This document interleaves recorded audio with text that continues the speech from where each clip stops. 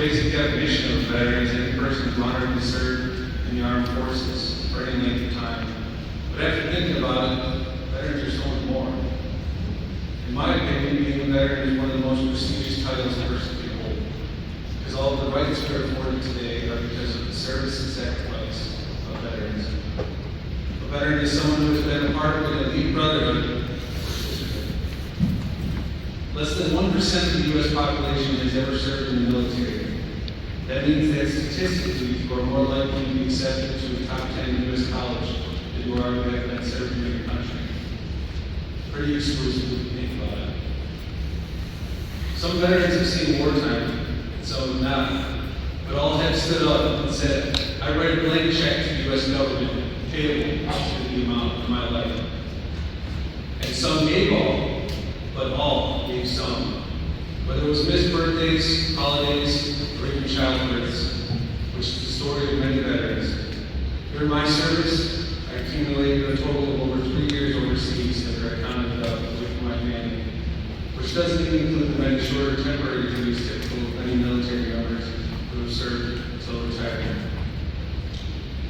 Each veteran is a culmination of the stories and experiences from being a part of that elite group and being a part of operations like the ones I listed previously. Each of those deployments is a part of our life stories. Stories of forged friendships, stories of hardships, triumphs, and sometimes great tragedies.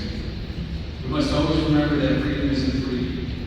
It is veterans who earn that freedom, whether you were a soldier, sailor, airman, marine, or space cadet. I actually don't know what the Space Force is called. Is there anybody here from the Space Force? I know they're called Guardians. Guardians? My bad. I just figured Space Cadet was a standard term. My wife calls me all the time.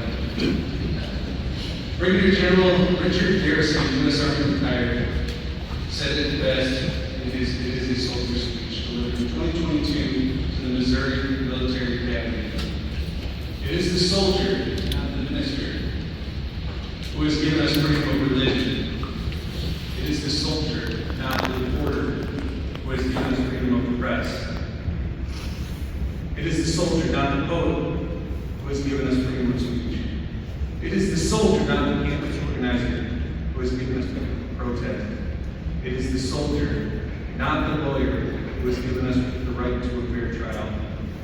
It is the soldier, not a politician, who has given us the right to vote. It is the soldier who salutes the flag, who serves beneath the flag, and whose coffin is draped by the flag. These words resonate as a reminder of our duty to our country and our duty to our communities. The military has taught me many life lessons.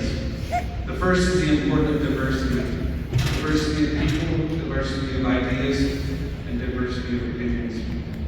The military is great because of the diverse teams it brings together.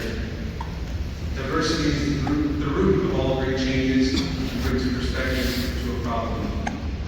It's important to learn the skill of looking at problems from different perspectives. My kids always ask me, Dad, why am I learning algebra? I will literally never use this in my life. I always tell them the same thing. You're looking at it. Algebra is not about numbers and simplifying math problems. Yes, it is those things, but it also teaches you the basic skill of looking at a problem from a different perspective, which is what you will need to succeed in life. So the big takeaway from that lesson is to embrace diversity and perspective. And for heaven's sake, just do your algebra homework. The second lesson I learned that everything is possible with a little bit of effort and persistence, and anything can be accomplished through breaking the task down into smaller steps. It is sometimes daunting to look at the large task, but broken down into smaller tasks, everything seems easier.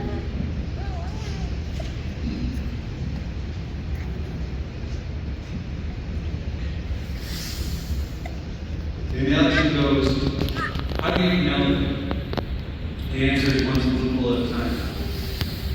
These may seem like abstract lessons, but they are the foundations for success. Diversity, persistence, problem solving, and task management. These values and lessons are found in the country that brought us to where we stand today. It is values such as duty to country and duty to our community communities that have built our republic and established our freedoms. And our foundations of freedoms have been built with diversity and persistence. It has been a great honor to serve our country for the last 20 years. I officially retired from service at the end of next month, carrying with me the lessons which have allowed me to build a family with my wife Amy and my 4 kids. Also earned my master's degree, which I graduated from in June of this year, and retired from service knowing I did my job and served the country that I led. I now charge all of you to continue the legacy of the veterans before us, not necessarily to serve in the armed forces, but to continue our values of duty to country and duty to your communities, to continue to maintain our status as the greatest country in the world. You are the next generation.